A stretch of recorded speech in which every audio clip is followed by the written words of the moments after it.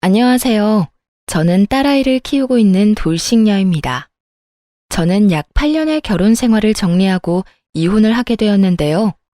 제가 이혼을 하게 되는 그날 TV에서나 보던 천벌이 있다는 것을 깨달았네요.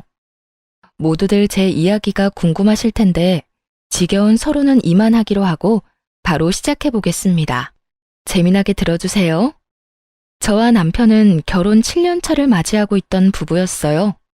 저희에겐 눈에도 넣어도 아프지 않은 5살 된 딸아이가 있었습니다. 이제 5살이니 싫고 좋음을 표현하고 제법 대화가 통하긴 하지만 아이는 아이인지라 육아가 고된 건 어쩔 수 없는 일이었죠. 고된 육아와 사회생활로 지친 남편과 저 사이엔 사랑보단 동료애가 가득했고 그랬기에 어느 순간부터 사랑한다는 말 대신 힘내자, 수고했다는 말이 오가고 있었어요. 그렇다고 해서 그런 관계에 불만이 있다던가 섭섭함은 없었어요.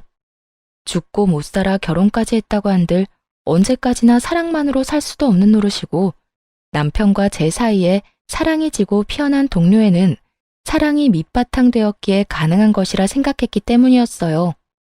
이렇듯 남편과 제 사이엔 동료애라도 있었는데 시댁과의 관계에선 미운 정만 남은 상태였어요. 아니, 미운 정도 아닌 그냥 미운 상태였어요. 그 이유는 제가 아들을 못 낳았다는 이유 때문이었는데요. 남편은 누나 3명의 아들 하나로 아들 하나를 낳기 위해 갖은 노력을 다해 겨우 낳은 아들이었죠. 그런 아들이 결혼을 해서 딸 하나만 낳고 아들 소식이 없으니 그 원망들이 만만한 저를 향해 쏟아졌어요. 간혹 시누이들이 이런 사실을 알고 제 편을 들어주며 이런 말을 해주곤 했어요. 엄마, 아들 소식 없는 걸 왜 올케한테 뭐라고 그래? 아들 낳고 싶다고 생각만 하면 낳게 되는 것도 아니란 걸 다른 사람도 아닌 엄마가 더 잘 알면서.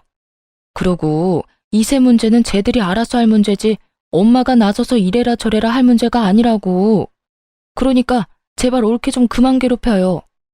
이런 말을 듣고도 시모는 무시하기 일쑤였는데 가끔 입을 연다면 이런 말을 하곤 했습니다. 줄과 외에는 조용히 해.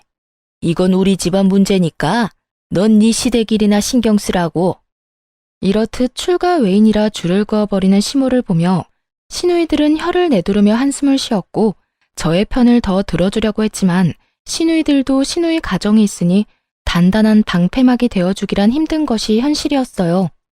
시부는 저에게 아들 하나 못 낳은 며느리라고 제 말에는 대답도 하지 않고 무시했고 시모는 갖은 말로 저에게 상처를 주곤 했습니다. 멀리 떨어져 살았던 터라 자주 오갈 수 있는 건 아니었지만 전화로 하는 시집살이 또한 만만치 않았기에 저는 정신적으로 피폐해졌어요. 시모는 적어도 일주일에 한 번은 꼭 전화가 와 저를 닥달하곤 했는데 그때마다 주제는 손자가 주를 이루었죠. 어디니? 바쁘니? 지금 회사라서요. 무슨 일 있으세요? 예, 네가 지금 회사 다닐 때니? 회사 다닐 시간에 병원이나 다녀보란 말이야. 아니면 점집이라도 가보던가. 이대로 우리 집 대 끊어놓을 생각 아니면 뭐라도 노력이라도 좀 해보란 말이다. 어머님, 제가 병원에 가고 싶다고 한들 아무 소용없는 거 아시잖아요. 그이가 하윤이 하나면 만족한다고 하는데 제가 뭘 더 어쩌겠어요. 저 혼자 병원 가서 되는 것도 아니고. 저한테 계속 이러지 말고 하윤이 아빠를 먼저 설득해 보세요. 너도 설득 못하는 걸 내가 어떻게 설득하니? 넌 네 남편 하나 못 구워 삼고 뭐하니? 내가 정말 너만 보면 답답해 죽겠다. 뭐 하나 제대로 하는 게 없어. 어머님도 설득 못한 어머님 아들 저라고 뭐 되겠어요?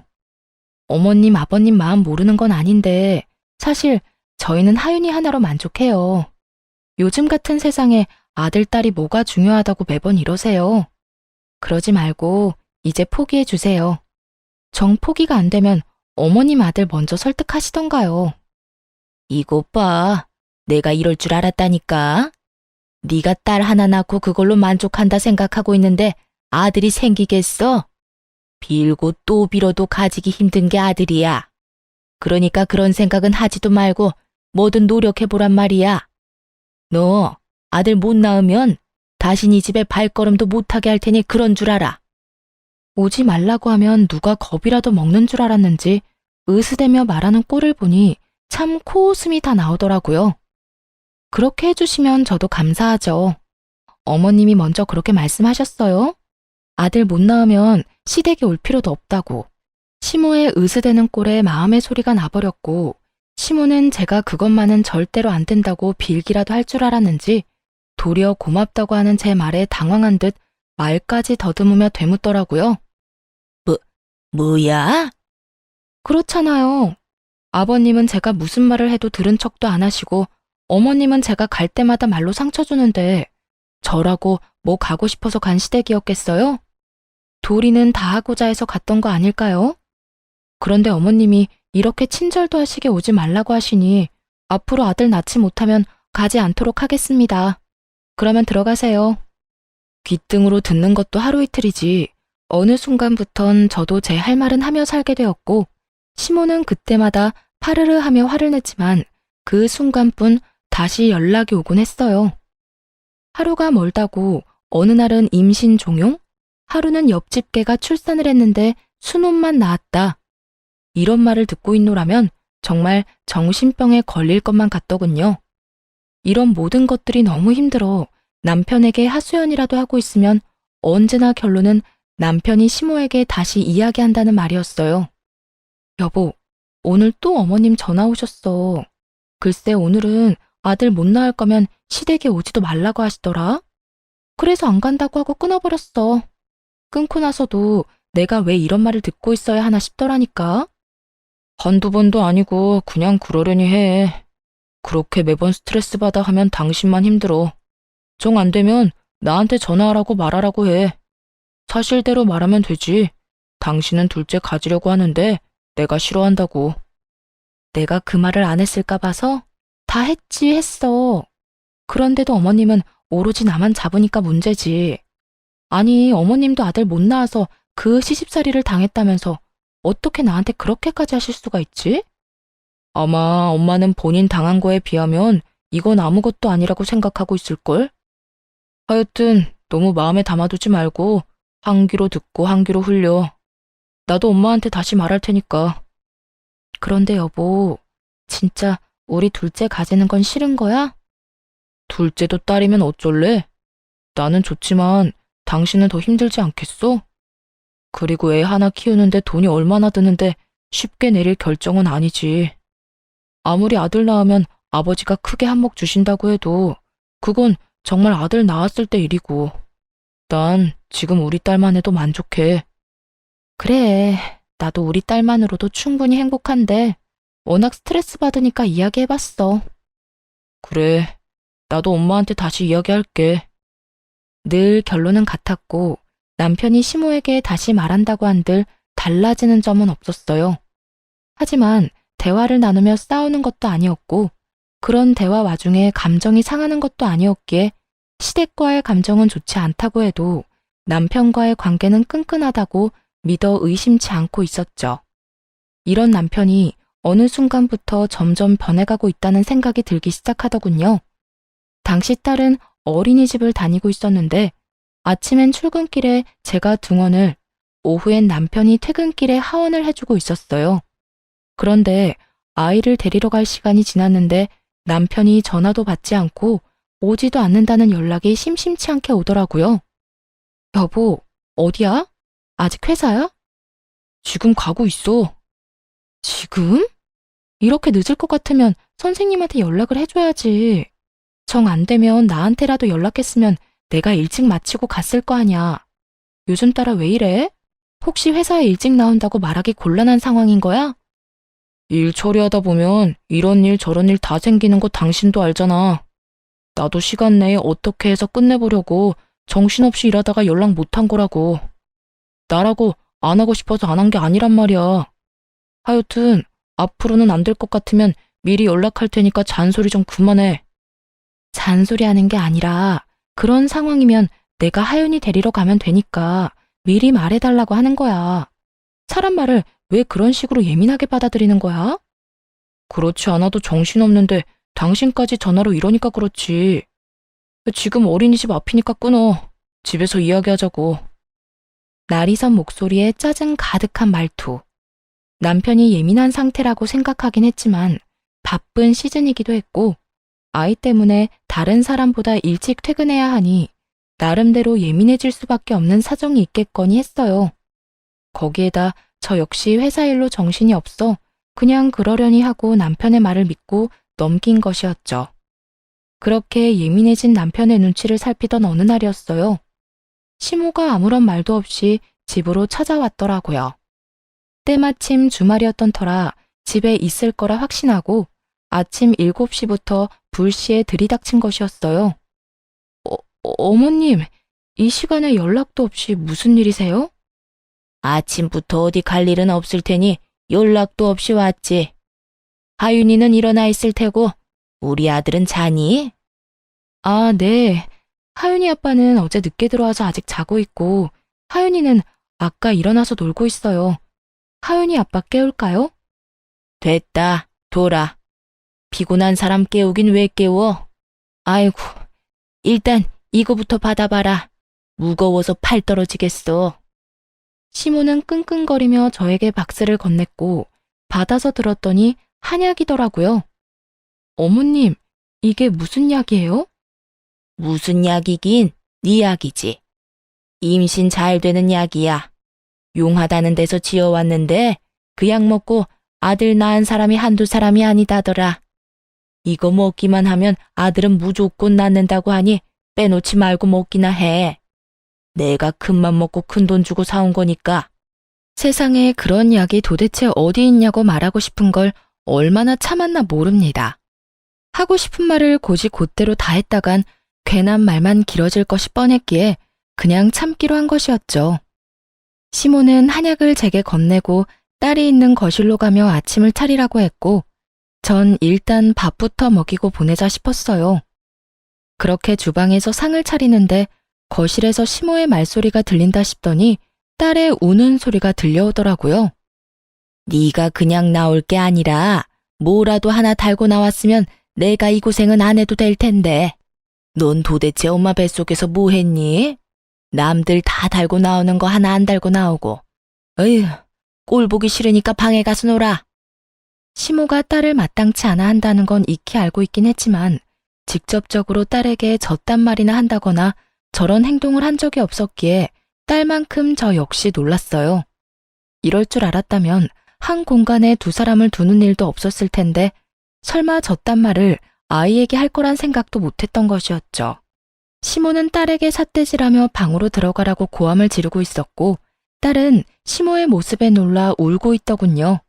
그 순간 정말 피가 거꾸로 솟는 느낌이 들어 딸아이를 안방 남편의 품에 안겨주고 거실에 나와 시모에게 소리를 질러버렸어요.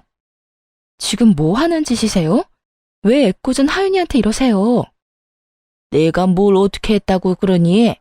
못할 말한 것도 아니고 없는 말한 것도 아닌데. 그런 말은 애한테 할 말도 아닐 뿐더러 그런 행동은 절대로 하면 안 되는 행동인 거 모르세요? 애가 얼마나 놀라고 상처받을지 그런 생각은 전혀 안 하시냐고요. 어머님한테 하윤이는 손주도 아니에요? 어쩌면 손주한테 그런 식으로 행동할 수 있냐고요. 내 아들, 딸이니 손주가 맞긴 하다만 달가운 손주가 아니란 건 너도 잘 알지 않니? 내 입장에서 머리라도 한 대 콱 쥐어받고 싶은 걸 그냥 눈앞에서 사라지라고 해준 거다. 그러니까 네가 지금 나한테 화낼 게 아니라 고맙다고 해야 할 상황이다 이 말이야. 그런 말이나 하실 거면 그냥 돌아가 주세요. 뭐야? 그런 말 같지도 않은 말씀 하실 거면 그냥 돌아가시라고요. 여긴 엄연히 저희 집이고 저희 딸 공간이에요. 저희 공간에서 그런 말 하는 거 저 굉장히 불쾌하고 싫습니다. 그러니 돌아가 주세요. 이미 전 시모와 마주하기도 싫은 상태였고 그랬기에 당장 나가라는 제 말은 꽤 단호했어요. 시모도 그걸 느낀 것인지 하나마나한 아들 집 유세를 펼치며 저의 길을 누르려고 애쓰더군요. 이게 어디 시어미한테 가라 마라 명령질이야? 너희 공간? 웃기고 있네. 여긴 엄연히 내 아들 집, 내 아들이 사는 공간인데 왜 내가 나가야 해? 난 못 나간다. 절대 못 나가. 시모는 어깃장을 놓으며 고함을 지르고 있었고, 그런 시모의 고함에 남편이 방에서 나오더라고요. 이미 잠에서 깨 울던 딸을 달래주느라 한껏 지친 모습으로 말이죠. 도대체 이 아침부터 이게 무슨 일이야? 엄마는 이 아침에 여긴 왜 왔어? 당신은 왜 아침부터 그렇게 화를 내는 거고? 당신, 엄마가 우리 딸한테 뱃속에서 남들 다 달고 나오는 거 하나 못 달고 나왔다고 구박하는 것도 모자라 애한테 꼴 보기 싫다고 방에 들어가라고 화까지 내셨어. 그 덕에 우리 하윤이는 지은 죄도 없이 혼나서 울고, 난 다른 건 다 참아도 우리 하윤이한테까지 이러는 건 못 참아. 그러니까 당신이 지금 빨리 어머님 모시고 나가. 당장. 너 지금 이 시어미를 내쫓기라도 하겠다는 게야? 네. 저는 제 자식한테 함부로 대하는 사람을 저희 집에 두고 볼 수만은 없네요. 그게 어머님이라 할지라도 말이에요. 저의 흥분은 결혼 생활 이래 최고조에 달해 있었고, 남편은 그런 제 모습에 한숨을 내쉬더니 노발대발 중인 시모를 잡아 끌고 집을 나가버리더라고요. 남편이 시모를 데리고 나가버린 후 아무래도 남편이 돌아오면 말싸움을 할 것만 같았어요. 그렇지 않아도 많이 놀랐을 딸아이에게 그런 모습까지 보여주고 싶지 않았어요. 그래서 딸아이를 친정에 맡기고 돌아와 남편을 기다렸어요. 이참에 확실하게 마무리 지어야 한다는 생각이 강하게 들더군요. 그렇게 제가 마음을 다잡는 사이 남편이 집으로 돌아왔고 대화를 시작했어요. 여보, 앞으로 한동안 당신 집이랑 멀리하고 지내고 싶어. 다신 이런 상황 우리 딸이 겪게 하고 싶지 않아. 오늘 일은 엄마가 심했단 거 나도 인정해. 그런데 아무리 그렇다고 해도 그건 아니지. 당신이 우리 집 하나뿐인 며느리인데 말이 좋아야 한동안이지. 그 말은 그냥 연을 끊겠다는 말하고 같은 말이잖아. 그건 앞으로 어머님, 아버님 행동에 따라 달라지겠지. 지금처럼 계속 나랑 내 딸 무시하고 구박하면 연이 끊길 테고, 그렇지 않고 있는 그대로의 우리를 받아들여 준다면 다시 왕래하고 지내지 않겠어? 나도 무조건 연을 끊겠다는 말이 아니야. 단지 이런 식은 아니라는 거야. 어린애가 뭘 안다고 애한테 그런 말을 하냐 이거야. 심지어 어머님은 그런 행동을 해놓고도 본인이 잘못했다는 인지조차 없으셔. 그런 사람을 내 딸 곁에 계속 방치하겠다고? 난 절대 싫어. 방치하겠단 말이 아니잖아. 피할 게 아니라 부딪히면서 설득하자는 말이야. 이런 일 있었다고 연을 딱 끊어버리면 부모님이 우릴 뭐라고 생각하겠어? 미워하기만 하다가 결국 그렇지 않아도 미워하는 우리 딸을 더 미워하시겠지. 당신은 그런 걸 바라는 거야? 애초에 그게 잘못된 거야. 어떻게 본인들 손주를 그렇게 미워할 수가 있는 거냐고. 아들이 아니라 딸이라서? 그런 이유로 미워하는 티를 애한테 팍팍 내는데 그런 게 잘못됐다는 거 당신은 정말 몰라서 그래? 우리가 부모니까 우리가 딸을 보호해야 하는 게 맞는 거 아니야? 하여튼 나하고 하윤이는 한동안 시댁엔 안 갈 거니까 그런 줄 알고 어머님께도 우리 집에 오지 말라고 해줘. 당신이 전하지 않으면 내가 직접 말할 테니까 그런 줄 알고. 전 이때도 그렇고 지금도 그렇고 제가 틀린 말 했다고 생각하지 않습니다. 시모의 행동은 선을 넘었고 상식을 벗어난 수준이었어요. 시부모님 입장에서 손이 귀한 집에 손주 한번 안아보지 못해 섭섭하고 안달이 난 마음을 이해하지 못하는 것은 아니었어요. 하지만 본인 아들이 그렇게 둘째는 싫다고 하는 가운데 그 비난의 화살을 저와 제 딸에게 쏘아버리는 건 저로서는 절대 용납할 수도 용납해서도 안 되는 일이라 생각했습니다. 그래서 전 남편에게 제 뜻을 굽히지 않고 말하게 되었고, 남편은 그저 시댁의 입장에서만 생각한다 싶더니 결국 저의 성격을 트집잡아 화를 내기 시작하더라고요. 당신 진짜 이런 사람이었어? 무슨 여자 성격이 이렇게 대쪽 같아? 좀 아닌 것 같아도 상황에 따라서 좀 굽힐 줄도 알아야지. 하나부터 열까지 무조건 당신 말대로 당신 뜻대로 다 해야 그 직성이 풀리는 거야? 이런 상황이니까 굽히지 않는 거야. 내가 지난 결혼 생활 동안 이렇게까지 싫다고 한 적이 있었어? 누구보다 잘 아는 사람이 왜 그런 식으로 말해? 아, 됐어. 당신한테 진짜 실망이 크다. 난 당신이 이런 여자인 줄 꿈에도 몰랐다. 당신이 뭐라고 하든 난 우리 집에 갈 거니까 당신은 당신이 하고 싶은 대로 해. 더는 이 이야기 하지도 말자. 진짜 질리니까. 치열한 말다툼 끝에 남편은 마음대로 하라고 아주 큰 소리를 지르며 방으로 들어가 버렸고, 그렇게 저희의 각방살이가 시작되었어요. 다음날 딸을 데리러 친정에 갔더니 엄마가 굳은 표정으로 절 조용히 부르더라고요. 딸, 너 이것 좀 봐라. 굳은 표정으로 엄마가 저에게 건네준 것은 다름 아닌 딸이 그린 그림이었어요. 딸, 남편, 저로 추정되는 사람이 나란히 서 있는 그림이었는데, 도무지 이상한 점이 없는 그림을 건네주는데 엄마의 표정이 너무나도 굳어있어 의아했죠. 이게 왜? 무슨 문제 있어? 나도 아무 문제가 없는 줄 알았는데 하윤이가 이 그림을 그렸길래 내가 누구냐고 물어봤는데 글쎄 이 여자가 네가 아니라 언니라고 하더라. 내가 몇 번이나 물었는데 계속 언니라고 그랬어. 아빠 친구 언니라고. 이게 무슨 일이니? 뭐? 확실해? 엄마가 아니라 언니래? 그래. 몇 번이나 물어서 애가 짜증을 다 내더라니까. 너 정서방이랑 무슨 일 있니? 이거 엄마가 보기엔 보통 일 아닌 것 같아. 엄마의 말대로 보통 일은 아닌 것 같았어요.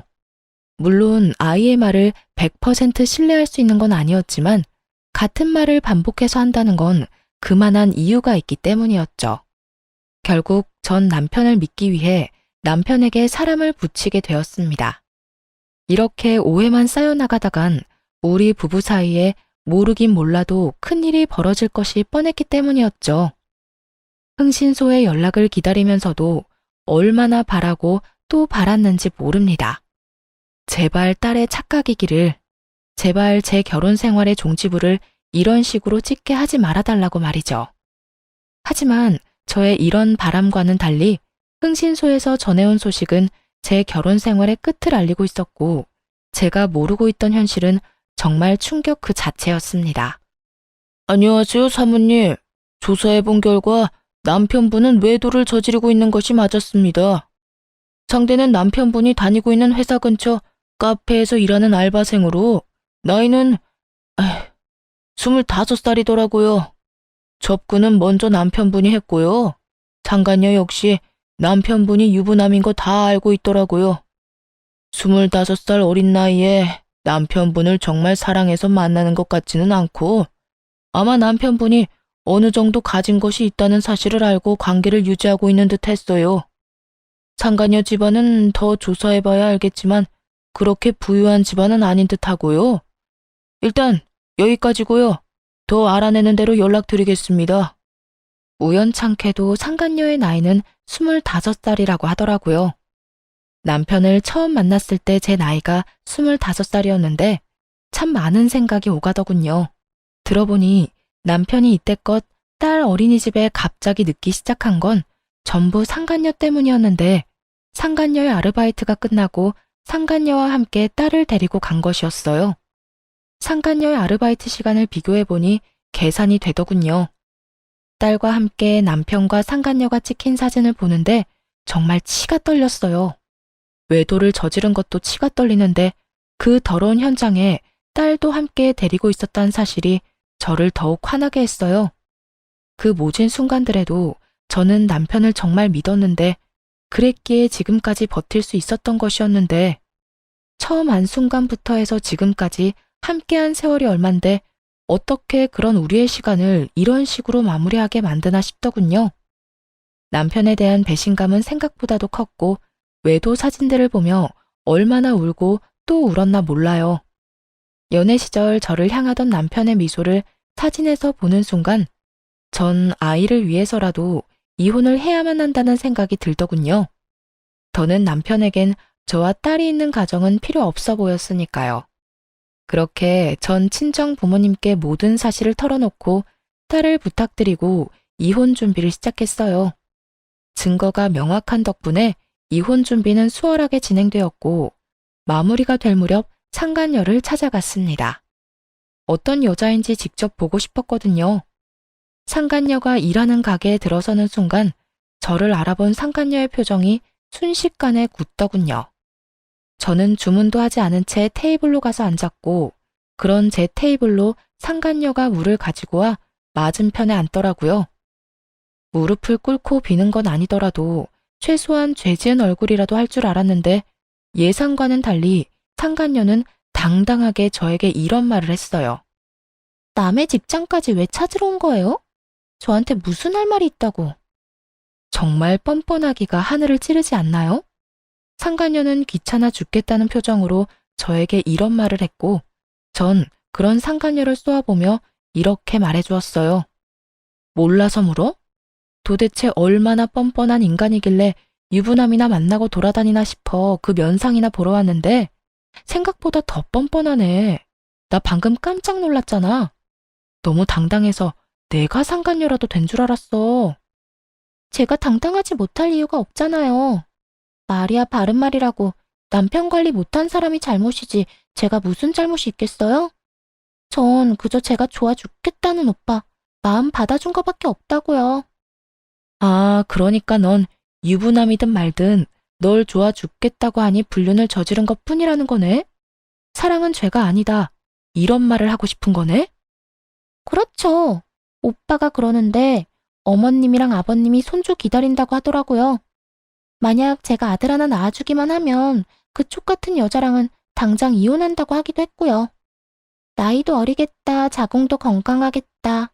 낳다 보면 그깟 아들 하나쯤은 시간 문제 아니겠어요? 그러니까 험한 꼴 당하기 전에 스스로 물러나요. 같은 여자로서 걱정되어서 하는 말이에요. 걱정? 참 감동적이네. 가정 있는 남자 만나느라 그렇지 않아도 바쁠 텐데 내 걱정까지 해주고 말이야. 그런데 어떡하지? 난 네 걱정 따위는 필요 없는데. 내 앞에서 자존심 세워봤자 소용없어요. 그렇게 아득바득 노력해봤자 어차피 그쪽은 나한테 남편 뺏긴 불쌍한 여자일 뿐이니까요. 그러니 내가 한 말 너무 고깝게 듣지 말고 새겨들어요. 아, 그리고 내가 그쪽한테 위자료 많이 챙겨주라고 우리 오빠한테 잘 말해둘 테니 애 키울 돈 걱정은 하지 말아요. 나 그렇게까지 못된 사람은 아니거든요. 찾아올 때만 해도 조용히 있다가 가려고 했는데 상간녀 하는 꼴을 보니 그냥 가선 안 될 일이더군요. 남의 가정을 파탄으로 몰고 간 주제에 당당해도 너무 당당한 꼴을 짓밟아줄 필요가 있다고 생각했어요. 그래서 전 그대로 자리에서 일어서 상간녀의 뺨을 내리쳐버렸어요. 양쪽 뺨 다 말이죠. 갑자기 일어난 상황에 가게 한 모든 시선은 저희에게로 향했고 전 상간녀를 향해 이렇게 말해주었어요. 뭘 그렇게 봐. 네가 내 남편을 빼앗아 갔는데 이 정도는 해야 내 속이 풀리지 않겠니? 위자료? 잘 말해주면 좋지 나도. 그런데 내 위자료는 내가 알아서 잘 받아낼 수 있으니까 걱정하지 마. 참고로 너한테도 받아낼 생각이니까. 너도 돈 준비하는 게 좋을 거야. 금액이 네 생각보단 꽤 클 거야. 그러니까 넌 돈 준비나 똑바로 하고 아들 낳을 준비나 해. 너도 나처럼 아들 못 낳으면 네 오빠가 또 바람 피울지 누가 알겠니? 그럼 나는 이만 가볼 테니까 그딴 쓰레기 같은 집안에서 다 같이 한번 잘 썩어봐. 상간녀는 저를 노려보며 부들부들 떨고 있었고 전 그런 상간녀를 뒤로 한 채 집으로 돌아왔습니다. 소파에 앉아 얼얼한 손을 식히고 있는데 화가 난 남편이 집으로 들어와 저에게 따져묻기 시작하더군요. 야, 너 꼭 거기까지 찾아갔어야 했어? 너랑 내 문제인데 왜 M&A를 찾아가서 그 곤욕을 겪게 만들어? 그 순간에도 남편은 제가 외도 사실을 안 것 자체에는 관심조차 없었고 그저 상간녀가 겪게 된 상황만 불만이 가득해 보이더라고요. 정말 오만정이 다 떨어진다고 그러죠? 저는 남은 정이 없다고 생각했는데 그렇지 않았는지 노발대발 남편을 보고 있는데 정이 뚝뚝 떨어지는 느낌이 들었어요. 이게 어떻게 너랑 내 문제만 돼? 그리고 곤욕? 나는 내 남편과 내 딸의 아빠를 잃게 생겼어. 그런데 그까짓 일이 곤욕이래? 그래, 네가 오늘 찾아가서 그 난리를 피워준 덕분에 유진이 일자리도 잘리고 얼굴까지 못 쓰게 됐더라. 네가 때렸다며? 그러면 내가 거기까지 그냥 인사만 하려고 간 줄 알아? 그리고 똑바로 알기나 해. 딱 2대 때렸어. 그 2대로 걔 얼굴이 못쓰게까지 됐다고 하면 걔 얼굴에 문제가 있는 거야. 알겠어? 진짜 못쓰게 만들어주려다가 겨우 참은 사람 그만 건드려. 진짜 이해가 안 돼서 하는 말인데 지금 당신이 뭘 잘했다고 나한테 큰 소리야? 지금 무릎 꿇고 제발 이혼해달라고 빌어야 하는 상황인 거 몰라? 너 지금 내가 이혼 안 해주면 이혼도 못해. 배운 만큼 배웠다는 사람이 몰라서 이렇게 내 앞에서 당당한 거야? 내가 바람 피운 것까지 다 알게 됐는데 당신이 나랑 계속 살겠어? 그럴 리가 없잖아. 그동안 허투루 산 건 아니었나 보네. 그건 아는 걸 보니 말이야. 그래, 나 이혼할 거야. 그런데 그냥 편하게는 이혼 못 해주지. 원하는 게 뭐야? 양육비 다 필요 없으니까 이 집 나한테 넘겨. 위자료도 물론 줘야 할 거고 나 상간녀 소송도 할 거니까 그런 줄 알아. 뭐? 이 집을 넘기라고? 그게 말이나 돼? 이 집 살 때 내 돈도 절반 들어갔고 그 절반만 넘기는 건데 뭐 그렇게 쪼잔하게 굴어. 이 이혼 하루라도 급한 사람은 내가 아니라 너 아니니? 얼른 그 여자랑 살림 차리고 아들 하나 낳아야 할 거 아니야. 그 여자는 그런 삶을 원하는 것 같던데. 남편은 고민하는 듯 싶더라고요. 집을 넘기는 것이 아깝긴 하지만 25살의 어린 상간녀를 잃는 것이 더 아까웠던 남편은 결국 저의 뜻대로 해주기로 했습니다. 정말 최악 중에 최악이지 않나요? 딸의 면접 교섭권도 포기하고 오로지 어린 여자 하나에 미쳐서 모든 것을 넘겨버리는 그 꼴이 말입니다. 그렇게 미쳐준 덕에 저는 제가 원하는 걸 다 가지긴 했지만 한심한 마음이 드는 건 어쩔 수가 없더라고요. 어쨌든 저는 이혼을 진행하게 되었고 상간녀 소송도 진행해 위자료를 받을 수 있었어요. 여러 가지 소송이 진행되며 상간녀와 전 남편이 조금씩 다투는 모습을 보기도 했지만 그깟 일로 헤어질 거란 기대는 하지 않았어요. 그저 저는 돈과 집을 얻었고 무엇보다 제 딸을 지켰으니 다 되었다 싶었어요. 그렇게 이혼을 하게 되었고 이혼 의사 확인서를 제출하고 비로소 완전한 돌싱이 된 날이었어요.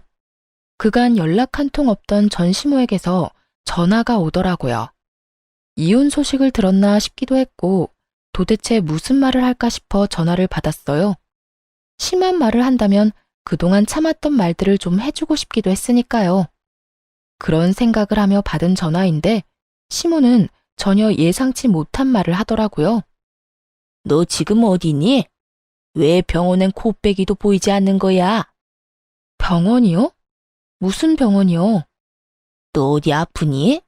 왜 아무것도 모른다는 듯이 말해? 네 남편 지금 오늘 내일 하는 거 모르니?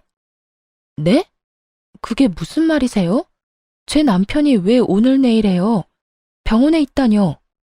너 정말 몰랐니? 연락 못 받았어? 어쩐지 네가 왜 안 오나 했다. 네 남편 그저께 화물차랑 교통사고 나서 지금 병원이다. 사고가 크게 나서 수술을 했는데도 하반신 마비는 피해갈 수 없다고 하더라. 수술 끝내고 나온 지가 언젠데 아직까지 의식도 없다고. 도대체 그 시간에 왜 고속도로 근처에 있었는지 모르겠어. 전 남편의 전화는 차단을 해버렸고 나머지 이런저런 연락을 받고 싶지 않아 전화를 꺼둔 사이에 이런 일이 일어났다니. 도대체 어떻게 된 일인가 싶었어요. 들어보니 고속도로를 올리기 직전에 사고가 난 것 같은데 그 시간에 왜 거기 있었는지 이해가 되지도 않았고요. 하지만 그런 제 궁금증은 금방 풀리게 되었어요. 어린 여자애도 같이 있었다고 하는데 아니 그 어린 여자가 왜 우리 아들 차에 같이 타고 있었는지 이해가 안 된다니까. 넌 뭐 아는 거 있니? 우리 아들 출장이라도 가던 길이었어? 어떻게 된 사고인지 우리 아들만 저 모양 저 꼴이고 그 여자애는 아주 멀쩡하다니까.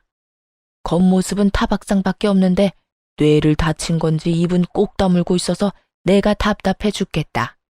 너 언제 병원 올 거니? 지금 당장 올 거지? 오는 김에 하윤이도 좀 데리고 오려무나. 혹시 아니? 딸 목소리라도 들으면 정신이 돌아올지. 그래요. 전 남편은 저와의 이혼을 기념하기 위해 상간녀와 여행을 떠나던 도중 사고가 난 것이었어요. 생각보다 크게 난 사고에 남편은 하반신 마비가 되어버렸고 상간녀는 크게 다치지 않아 의식이 돌아오긴 했지만 신분 상승의 꿈을 눈앞에 두고 무산되어 버리자 그 충격에 입을 다물고 있었던 것이었어요. 전 아무것도 모르고 딸아이까지 들먹이며 당장 병원으로 오라는 시모에게 모든 사실을 알려주기로 했어요. 어머님, 아니, 아줌마, 저 이제 아줌마 며느리 아니에요. 무엇이 어쩌고 저쩌고 해? 아줌마? 며느리가 아니야? 네, 저 오늘부로 이혼 확정나서 서류도 다 정리됐고요. 이제부터 아줌마 며느리는 제가 아니라 거기 입 꼭 다물고 있는 그 어린 여자애가 아줌마 며느리예요. 말이 되는 소리를 해라. 저 젊은 여자애가 왜 내 며느리야? 너 지금 어디 아프니? 그렇지 않고서야 그런 말도 안 되는 소리를 해. 아줌마 능력 좋은 아들이 글쎄 25살짜리 여자랑 산다고 가정을 버렸지 뭐예요?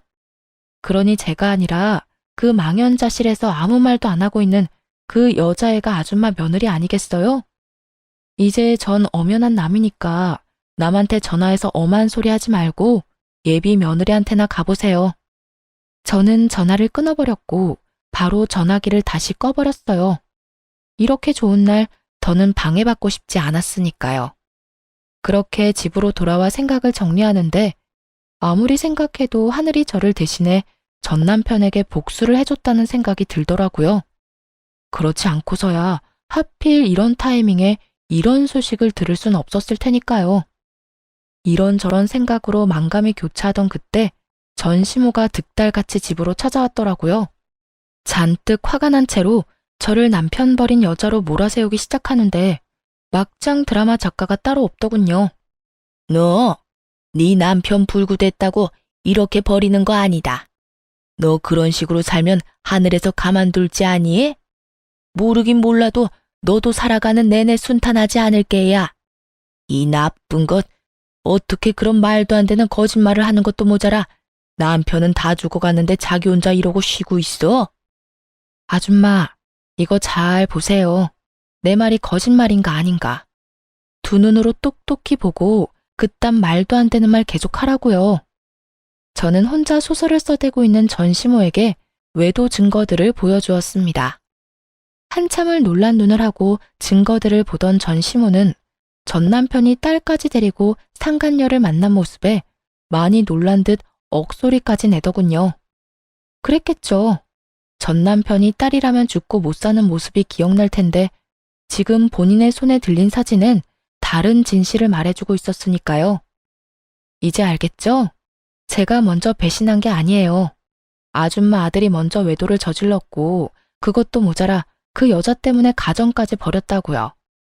그렇게 예뻐하던 딸 양육권까지 포기하고 가버린 건 다름 아닌 아줌마 아들이라고요. 아무리 그래도 너희가 함께한 세월이 얼만데 병원 정도는 가줄 수 있지 않니? 내가 이 나이에 그 뒷바라지를 어떻게 한단 말이니? 그러지 말고 한동안 병원 좀 가서 네가 우리 아들 병시중 좀 들어다오. 사람을 구하긴 했어도 믿을 수가 없어. 그러니까 네가 좀 가서 도우라니 말이야. 아줌마 아들이 누굴 닮아서 그렇게 뻔뻔하나 싶었더니 다 아줌마 닮아서 그리 뻔뻔했나 봐요. 뭐야? 아니 사람이 뻔뻔해도 정도가 있지. 어떻게 다른 이유도 아니고 남편이 바람 피워서 헤어졌는데 그런 전 남편 병시종을 들라고 할 수가 있어요? 진짜 궁금해서 묻는 말인데 아줌마 얼굴은 철판이라도 까졌어요? 그렇지 않고서야 이렇게까지 뻔뻔할 수는 없을 것 같아서요. 저는 제가 느끼는 감정과 더불어 머릿속에 있는 말들을 그대로 전시모에게 전해주었고 그런 제 말에 화가 머리끝까지 난 전시모는 제 머리채라도 잡을 요량으로 저에게 달려들더군요. 전 그대로 전시모의 손과 몸을 제압해버렸고 그대로 문 밖으로 던져버렸어요. 그리곤 예전 전시모가 사주었던 한약을 바닥에 고꾸라진 전시모에게 다 던져버리곤 이렇게 말했습니다. 워낙 귀한 거라고 하니 한 첩도 안 먹었어요. 이 귀한 거 버리기엔 아깝고 저는 이제 필요도 없으니 젊은 예비 며느리 가져다 주세요. 평생의 소원이었던 손자는 품에 안아봐야 하지 않겠어요? 아들 몸이 그 모양 그 꼴이라 가능할지는 몰라도 그 여자가 아들 하나는 무조건 낳아준다고 했으니 얼른 가서 잘 구슬려 보세요. 너, 네가 감히 나를 이딴 식으로 대해? 이딴 식으로 대해준 것만 해도 고맙다고 생각하세요. 생각 같아선 없던 죄도 만들어서 경찰에 신고하고 싶은 심정이니까. 감히 여기가 어디라고 찾아와서 이 난리예요? 여기가 어디긴? 여기 내 아들 집이지. 그래, 여기 내 아들 집인 거 잊었니? 너희가 아무리 반반 결혼했더라도 여긴 내 아들 명의로 된 내 아들 집이야. 아참, 그 말 한다는 걸 깜빡했네요. 이 집 애초에 아줌마 아들 명의였던 적 없어요. 아줌마가 하도 우겨대니까 그냥 아줌마 아들 명의로 한다고 하고 공동 명의로 해놨었어요. 그리고 이혼할 때 제 명의로 다 옮겨왔고요. 그러니까 이게 무슨 말이냐면 이 집은 아줌마 아들과는 아무 상관도 없는 제 명의, 제 집이란 뜻이에요. 그러니까 이상한 소리 하지 말고 저희 집 복도에서도 사라져 주세요. 여기에서 이러고 있는 것도 꼴 보기 싫으니까요. 저는 그대로 문을 닫아버렸고 한동안 밖은 전 시모의 난동으로 인해 시끄럽더라고요. 하지만 그것도 잠시 신고정신 투철한 주민 여러분 덕분에 전 시모는 쫓겨나듯 아파트를 떠나게 되었어요. 그 후 들려오는 소식엔 저에게 위자료를 주느라 빚을 낸 상간녀는 하는 수 없이 하반신 불구가 된 전 남편과 함께 전 시댁으로 들어갔다고 하더군요. 하지만 전 시모와 전 시부는 큰맘 먹고 들어간 상간녀를 아들 불구로 만든 재수없는 년이라고 하며 쉼없이 상간녀를 괴롭혔고 상간녀의 방패막이 되어야 할 전 남편은 폐인이 되어 그 모든 것을 방치했다고 하더군요. 결국 견딜 수 없었던 상간녀는 야반 도주를 해버렸는지 그들의 부모는 완전 폐인이 되어버린 아들을 안고 오늘 내일 하며 살고 있다는 이야기를 들을 수 있었습니다. 이 모든 이야기를 어떻게 알았냐고요? 상간녀가 전 시댁을 떠나던 날 밤 저에게 전화가 왔더라고요. 전 남편의 휴대전화에서 제 번호를 찾았다면서요. 번호를 알면 전화해도 되는 사이라고 생각했니? 어떻게 넌 끝까지 이렇게 뻔뻔하니? 내가 오죽했으면 이렇게 전화까지 했겠어요. 아줌마는 나한테 다 이야기해줄 수 있었잖아요. 오빠 식구들이 저런 인간 같지도 않은 인간이라는 거 말해줄 수도 있었잖아요. 그때 그 한마디만 해줬더라도 내 꼴이 이렇게까지 우스워지진 않았을 거라고요. 내가 뭘 잘못했다고 사람을 쥐잡듯이 잡아요? 내가 뭘 잘못했다고 아들 잡은 년 취급을 하냐고요. 내가 그런 말을 왜 해줘? 네 말대로 남편 관수도 못해서 딴 년한테 남편 뺏긴 여자가 너한테 그런 충고할 자격이나 있었겠어? 그리고 네 인생 네가 꼬아놓고 왜 엄한 사람 탓을 해? 정신 차려 이 한심한 거사. 어린 나이 하나 믿고 남자 홀릴 땐 언제고 이제 와서 뭐가 어쩌고 저쩌고 해? 왜 말을 안 해줬냐고? 아직 험한 꼴 덜 당했지. 인생 더 나락으로 가게 한번 만들어줘봐. 네가 어디 있는지 어디서 뭘 하는데 어떻게 해서든 알아내서 실시간으로 네 시엄마한테 다 알려줘봐. 이 여자가 진짜 미쳤나? 그러기만 해요, 어디? 내가 진짜 가만 안 있어. 그러니까 피차 귀찮은 일 만들지 말고 연락 좀 하지 마. 알겠어? 그 후론 정신 나간 상간녀에게 연락이 오는 일은 없었고 그 대신 예전 시부모가 집으로 찾아오더군요. 전 문도 열어주지 않았고 그 후 집을 이사해버렸어요. 집을 옮기는 김에 친정도 이사하게 되었고 큰 집을 사 함께 지내고 있습니다. 어느새 초등학생이 된 딸은 마음이 아프지만 다행스럽게도 아빠를 찾는 일은 거의 없어요. 크면서 아빠를 찾는 일이 생길 수도 있겠지만 제가 많은 사랑을 주며 키운다면 딸도 모든 사실을 잘 이해하고 넘길 수 있을 거라 생각하고 있어요. 처음 전 남편의 외도 사실을 알았을 때 이혼을 다짐하면서도 딸 때문에 고민하지 않았던 건 아니었어요. 이혼녀 딱지는 괜찮지만 이혼녀의 자식이라는 딱지는 딸에게 지게 하고 싶지 않았기 때문이었죠.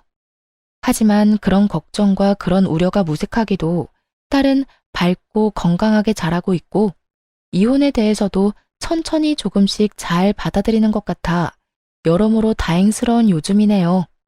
앞으로도 딸에게 더 많은 사랑을 주고 더 많은 시간을 함께 보낸다면 조금이라도 아빠에 대한 부재를 메워줄 수 있지 않을까 합니다.